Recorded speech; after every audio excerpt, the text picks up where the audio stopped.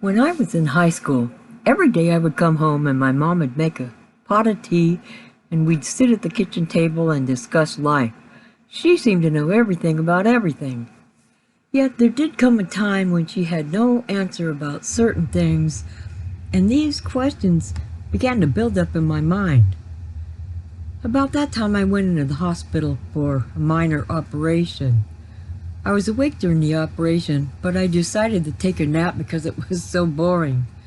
I looked up at the clock on the wall and then went straight to sleep. I dreamed I was walking into the woods, and an older man came out of the woods to greet me. I had never met anyone who looked like him, and yet he seemed kind of familiar. He motioned for me to sit on a nearby log, and he said, "I hear you have some questions about life."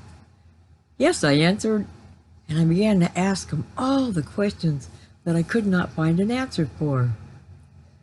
I wish right now that I could remember even one question that I asked him, or even one of his answers. I do remember, though, that he answered all of my questions fully. I couldn't believe it. These were not frilly answers to placate me. He went into deep depth about everything, and I was so grateful.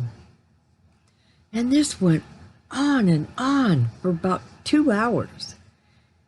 He talked to such an extent that I had no more questions about anything. I thanked him and I got up and he shook my hand and started to leave. And then suddenly I heard a noise. I woke up and looked. It was the clock on the wall. 2 minutes had passed. I didn't know then what I know now about stuff, but I was really shocked. All of this happened in only 2 minutes? How can that be? But this was such an incredible experience, and I was extremely grateful for the knowledge he had passed on to me that day. And even after all this time, I'm so amazed and so grateful. God bless you, my friend.